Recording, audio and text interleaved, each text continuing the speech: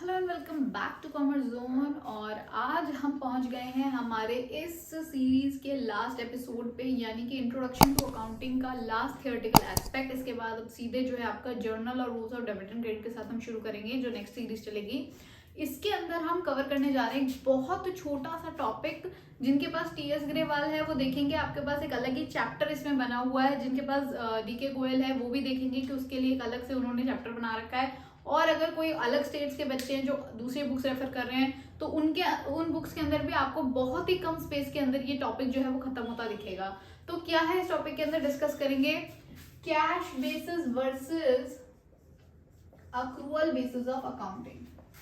मतलब सिर्फ और सिर्फ 5 से 10 मिनट में आप ये चैप्टर जो है खत्म कर सकते हैं और आपके आराम से 3 से 4 नंबर पक्के हैं थ्योरी के। अब कैश तो हर बच्चा जानता है, जब से वो इकोनॉमी में आता है 5 से 6 साल का वो होता है, थोड़ा होश संभालता है, तो उसे पता चल जाता है कैश क्या चीज होती है। कैश का मतलब वो लिक्विड एसिड जिसको हाथ देते के साथ ही सामान हाथ में आ जाता है। लेकिन अक्रूअल का मतलब वो तब समझ पाता है जब वो 11th के अंदर अकाउंट्स लेता है और उसको ये टॉपिक सामने आता है। अक्रूअल का मतलब होता है वो ट्रांजेक्शन जो कि हो गई है, लेकिन अभी उसके पैसे रिसीव हो भी गए हैं या फिर नहीं भी हुए हैं। मतलब ये वो बेसिस होते हैं जिसमें कैश प्लस क्रेडिट ट्रांजैक्शन दोनों को ही इक्वल इंपॉर्टेंस दी जाती है। पिछली क्लास में हमने रेवेन्यू रिकॉग्निशन का एक कॉन्सेप्ट पढ़ा था, प्रिंसिपल पढ़ा था, और वहां मैंने बताया था कि रिसीट और रेवेन्यू में फर्क होता है।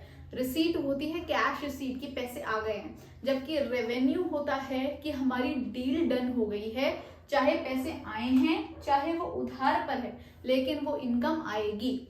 तो यहाँ पर हमारा अक्रूअल बेसिस ऑफ अकाउंटिंग का कॉन्सेप्ट जो है वो रेवेन्यू रिकॉग्निशन प्रिंसिपल से ही आया है कहीं ना कहीं।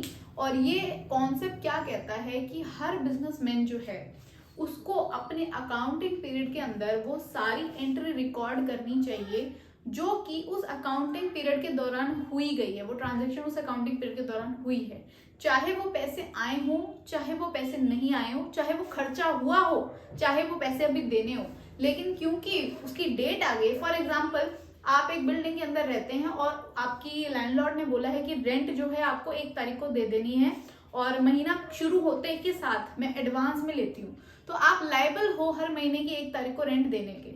अब 1 मार्च हो गई और आपने रेंट नहीं दी है, लेकिन उस महीने की रेंट अभी भी आपके सर एक खर्चा बैठा हुआ है। चाहे आपकी जेब से कैश निकला हो, चाहे 30 मार्च तक 31 मार्च तक आपने ना दिया, उसे अप्रैल तक आपने खींच दिया, लेकिन क्या वो खर्चा अप्रैल का है? नहीं, वो 1 मार्च का खर्चा है। तो ऐसा खर्चा जो कि 1 मार्च को बैठेगा वो उसी मार्च में आप रिकॉर्ड करोगे as per accrual basis. Cash basis कहता है कि भाई जिस दिन पैसे दिए उसी दिन रिकॉर्ड करना। जरूरी नहीं है वो 1 मार्च का हो, 13 मार्च का हो, 15 मार्च का हो, जिस दिन मैंने जेब से पैसे दे दिए उस दिन मेरा वो खर्चा हुआ। तो इन दोनों में बहुत ही ज्यादा फर्क है। छोटे बिजनेसेस यूजुअली कैश बेसिस को प्रेफर करते हैं, लेकिन अगर आप एक बिजनेस चला रहे हो और उसे बड़ा करने की उम्मीद करते हो तो प्रेफरेबल यही रहेगा कि शुरू से ही आप अक्रूअल बेसिस के साथ चलिए, ताकि इसके अंदर जो है लॉन्ग टर्म बेसिस में ग्रोथ के चांसेस बहुत ज्यादा हो जाते हैं। ठीक, उसके अलावा हम कुछ डिफरेंसेस इसके अंदर पढ़ने जा रहे हैं जो कि आपको बहुत ही यूजफुल रहेगा जानने के लिए कि क्या डिफरेंस है एग्जैक्टली इन दोनों कॉन्सेप्ट्स के अंदर। तो as you can see on your screen there is a table in front of you. यहाँ पर आपको कुछ बेसिस दे दिए हैं अक्रूअल और कैश बेसिस को डिफरेंशिएट करने के। सबसे पहला है नेचर, जो मैंने आपको अभी भी समझाया कि अक्रूअल बेसिस जो है वो कैश और क्रेडिट दोनों ही ट्रांजैक्शन को रिकॉर्ड करता है, जबकि कैश बेसिस सिर्फ और सिर्फ कैश ट्रांजैक्शन को रिकॉर्ड करता है। उसके अलावा आपके आते हैं प्रीपेड और आउटस्टैंडिंग एक्सपेंसेस या अक्रूअल इनकम या इनकम रिसीव्ड इन एडवांस। ये चारों चीजें क्या हैं?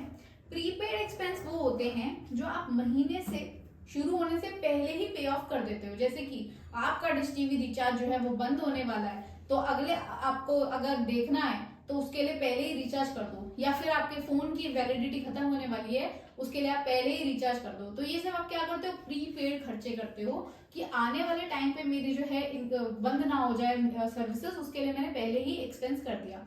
This is your prepaid expense. और आउटस्टैंडिंग एक्सपेंस क्या होते हैं? वही जो मैंने समझाया कि आपकी रेंट 1 मार्च की है, लेकिन अब आपने उसको आउटस्टैंड कर दिया है, अपने सर पे खड़ा कर दिया है कि दूंगा दूंगा दूंगा, कल दूंगा, परसों दूंगा, तरसों दूंगा। तो ये है आपका आउटस्टैंडिंग खर्चा। तो अक्रूअल बेसिस क्या कहता है कि दोनों ही तरह के एक्सपेंसेस, चाहे वो प्रीपेड हो चाहे आउटस्टैंडिंग, इनको आप रिकॉर्ड करोगे अपने पीएनएल में, खर्चों में शो करोगे। जबकि कैश बेसिस कहता है कि ऐसे कोई भी कॉन्सेप्ट को मैं नहीं जानता, मैं जिस दिन उसे पे करूंगा उस दिन वो मेरा एक्सपेंस कहलाया जाएगा, राइट। उसी तरह से आपकी अक्रूड इनकम होती है, यानी कि वो इनकम जो कि कल को मुझे मिलेगी, आउटस्टैंडिंग है, राइट। जैसे कि अगर आप ट्यूशन पढ़ते हैं और आपके टीचर की फीस देनी है और पूरा महीना आपने फ्री में पढ़ लिया, लेकिन क्या आप अगले महीने उसे नहीं दोगे फीस? बिल्कुल दोगे। तो ये उस टीचर के लिए अक्रूड इनकम है कि अगले महीने ही सही, लेकिन मेरे इस महीने जितने बच्चे मेरे पढ़े हैं वो पैसे आएंगे। और उसी तरह से होती है इनकम रिसीव्ड इन एडवांस, यानी कि आप पहले ही अपने टीचर को फीस दे के बैठ गए हो कि आने वाले 3 महीने की फीस मैं पहले ही क्वार्टर में आपको दे रहा हूँ, राइट। तो ये होती है कुछ ऐसी इनकम्स जो कि अक्रूअल बेसिस रिकॉर्ड करता है, लेकिन कैश बेसिस इसे रिकॉर्ड नहीं करता। आगे बढ़ते हैं, प्रॉफिट और लॉस। अगर आप अक्रूअल बेसिस फॉलो करते हैं तो प्रॉफिट एंड लॉस आप बिल्कुल करेक्टली एसरटेन कर सकते हैं, क्योंकि कैश और क्रेडिट दोनों ट्रांजैक्शंस आपने रिकॉर्ड करी है और दोनों ही ट्रांजैक्शंस की वजह से आपका जो मैचिंग प्रिंसिपल है वो एकदम फिट बैठेगा। आपके उस साल के खर्चे और इनकम आप एकदम सही एसरटेन कर पाओगे, जिसकी वजह से सही प्रॉफिट और लॉस आप एसरटेन हो जाओगे। लेकिन कैश बेसिस जो है वो सही प्रॉफिट एसरटेन करने की गारंटी नहीं देता। आगे चलते हैं, नेक्स्ट बेसिस है आपका टेक्निकल नॉलेज। तो accrual basis requires technical knowledge, क्योंकि आपको प्रीपेड, आउटस्टैंडिंग, कैपिटल रेवेन्यू, ये सारे कॉन्सेप्ट जो है पता होने चाहिए। अगर आपको ये नहीं पता है तो कहीं ना कहीं आपको इसकी एडजस्टमेंट करनी, इनके ट्रांजेक्शन्स को सही से पोस्ट करना नहीं आ पाएगा। जबकि कैश बेसिस में कोई भी टेक्निकल नॉलेज की जरूरत नहीं है, खर्चा हुआ तो माइनस कर दो, इनकम आई है तो प्लस कर दो, ठीक है। आगे चलते हैं, लीगल पोजीशन।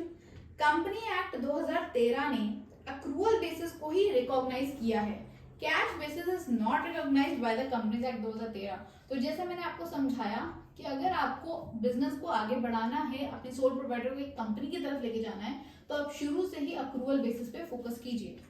आगे चलते हैं, एक्सेप्टेबिलिटी।